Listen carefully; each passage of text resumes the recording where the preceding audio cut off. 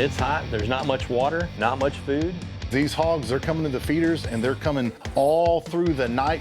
I know where they gotta go, and there's not a lot of places that hold water for very long. We always know there's hogs around there. What is that? 30 or more hogs coming. But if they're all in there feeding, we're gonna get them.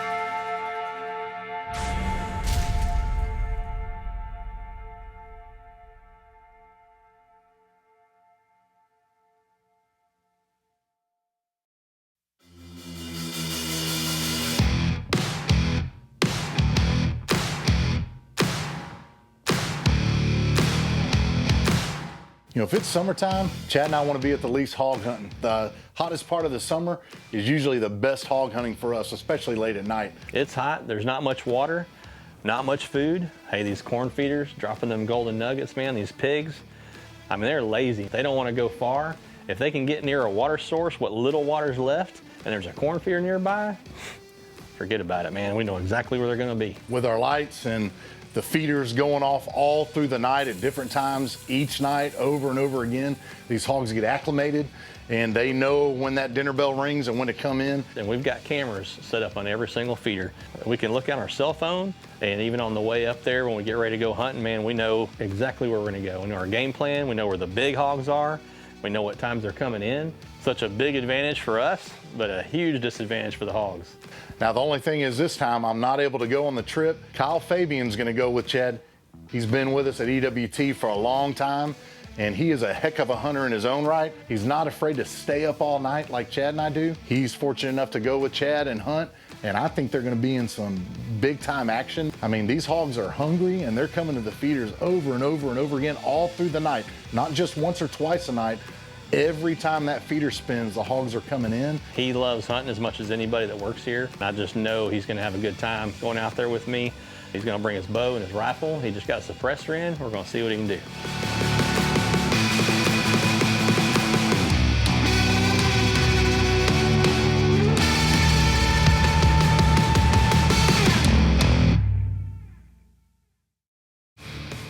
Elusive Wildlife Television is brought to you by Black Eagle Arrows, Pig Oil Wild Hog and Bear Attractant, The Kill Light Outfitter,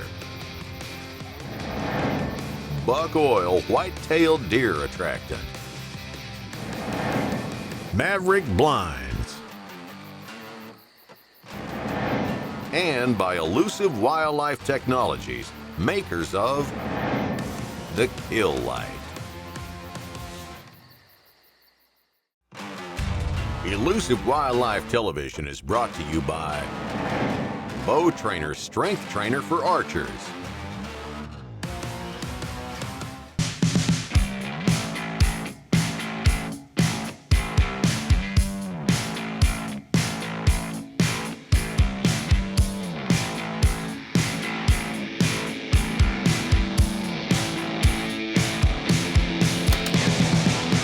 With Kyle being out there with Chad, you know, He's got a couple of really cool spots on our place.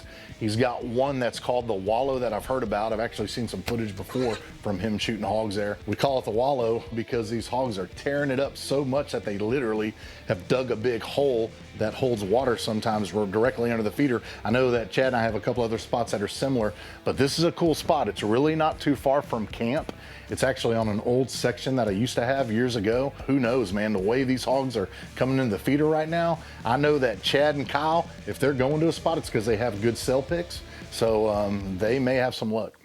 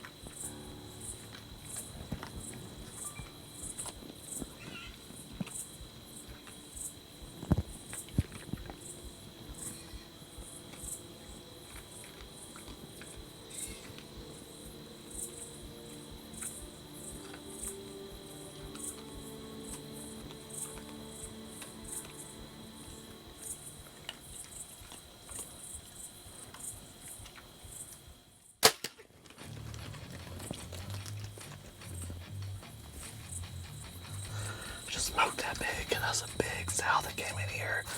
There was almost no wind. We're waiting for the pour, but it is so still right now. I was afraid she was gonna bust. She's standing right underneath that feeder. I think I made a good shot, but she didn't go too far. We knew the general direction where we heard that hog die. We started walking that way, and we heard some noise, and it scared us because we knew that pig was dead. It had to be dead. It was a great shot. Kyle starts scanning with his Piglet HD, and sure enough, man, we catch eyes flashing back at us. It's a predator. It's a fox. We look a little bit more, there's his hog. The fox is sitting right by the hog. I mean, oblivious like to what's going on. It kind of had us concerned because it acted like it wasn't scared of us. It acted like something was wrong with that fox. I don't know what the deal was, but we started thinking, you know, maybe it's got rabies. And I said, man, Kyle, you better shoot that thing. And, you know, we're talking about this, and so he shoots the fox.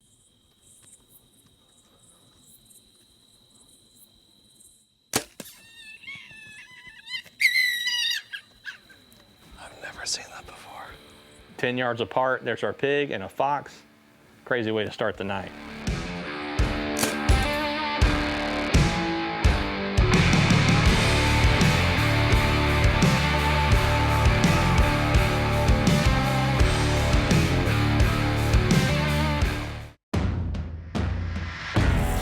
Whether slinging corn or dropping protein, it's pretty dang important that your feeders work when and how you want them to. The brains of that whole operation is your timer, so it makes sense to use one you can rely on. One that's easy to set up, feeds when it's supposed to, and won't run your battery down doing it. For us, there's only one, and that's the timer. Heck, even the name is simple. But when it comes to reliability, nobody else comes close. Just connect it to your feeder motor and battery. Set the clock, your hour and minute. Yep, just a couple buttons and one finger. Then you set your feed times and how many seconds to spin. The timer allows you to program up to 6 different feed times, and with its backlit LCD display, you can even do it in the dark. Way too easy, right? You don't need a degree in programming or a manual 10 pages long. It's really that simple.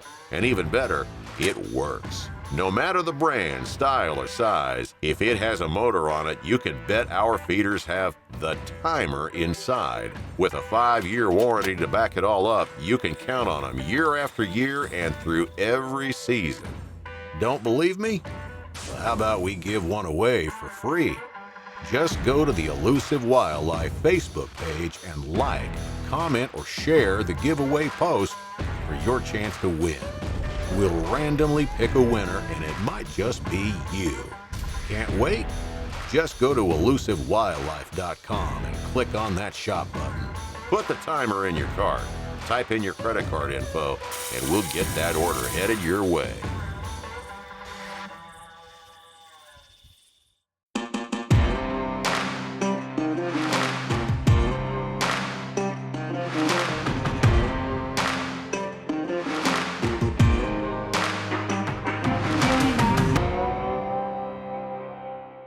I'm so excited about Kyle's success and getting that fox and that nice hog. After we got done doing all that and filming everything that we needed to for the TV, man, the time is ticking. It's now 2:30. Now, Pig Bowl, that's one of the places I want to go tonight. You know, I sneak up the pond bank and I get all the way up to this one point where I start to go up the levee of the dam. I try to spin the feeder. I pop the antenna out on the remote. I hold that button down, and there's so much brush there, it's hard to get a signal because of the levee. So as soon as I get close enough, that's the goal, is get that feeder to go off as quick as possible, because there's pigs all over the area. And I mean, when that feeder goes off, wherever they're at, they're gonna be right there at the feeder.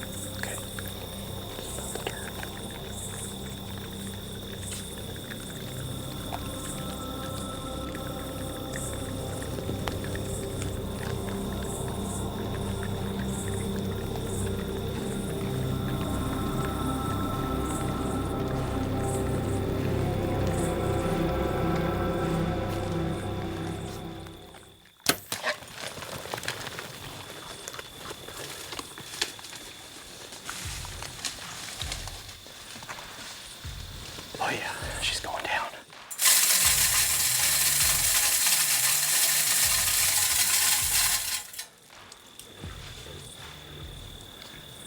Hey, she's not going far, but I hear her crashing right there.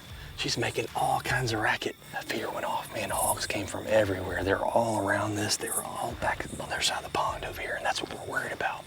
We were walking up. We were worried those pigs were gonna be in the water, wallowing around. I heard one right here somewhere. I haven't seen that many pigs at this feeder in, God, probably 10 years. That was awesome. Whew, I got our work cut out for us now.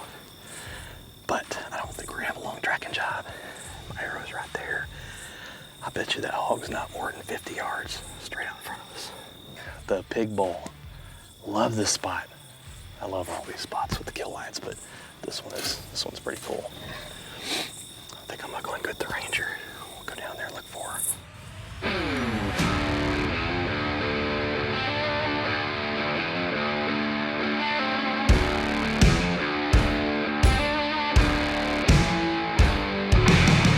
Well, there's a lot of advantages to hunting the Pig Bowl. You gotta hunt where the pigs are, and unfortunately, it is really thick where these pigs live. I mean, these are briars. God, it's so thick in here we can't even film, but I found her. She's right back there in that thicket. All those briars.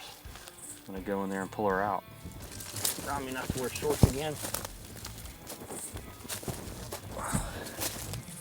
She's a little bigger than I thought.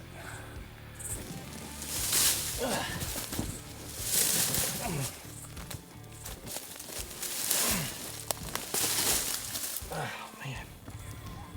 Hear the nighttime critters? I love it out here.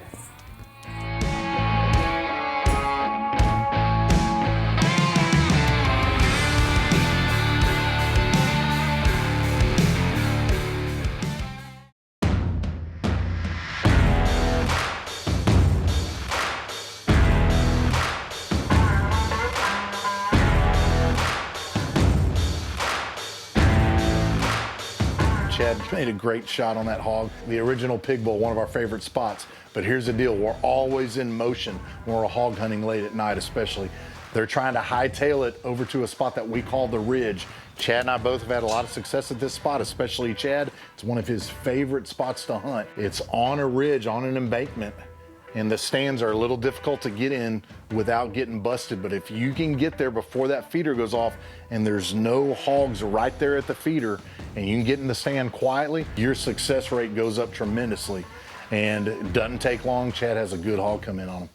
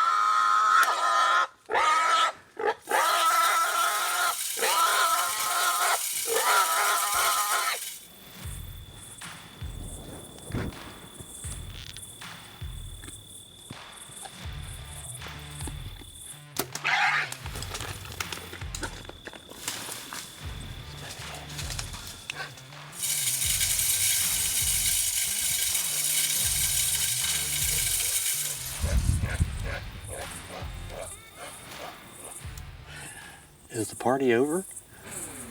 I was just getting warmed up. I'm renaming this stand. This is the Tower of Death. I don't think I've sat here but one time and not been successful. I mean, that hog's laying there dead right there, made all that racket. And finally one came up right there and I wasn't gonna let it get away, man. Let it have it. That was a great reaction. Oh man, that's fun.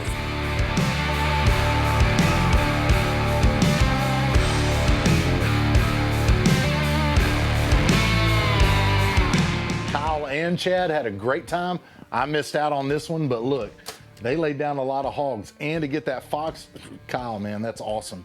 Chad was able to hunt a couple of his favorite spots, the original pig bowl, as you know we love, and the ridge, which is a really cool spot. Hard to hunt, but can pay off big time. All I know is when the hogs are doing what they're doing, we're having opportunities like this to kill them like we are, you gotta stay on them.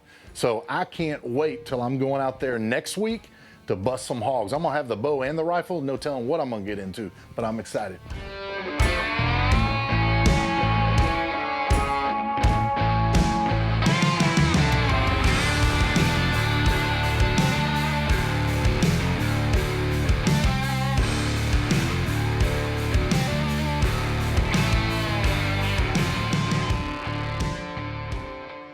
You know, I don't know if you've ever used a decoy when you've hunted, but a well-placed buck or a well-placed doe at the right time can fool even the wariest and the smartest buck, and it can be one of the most effective tactics that you use all year when it's done correctly. You know, this whole idea of decoys, though, it's not new at all. It's not new to recent hunting.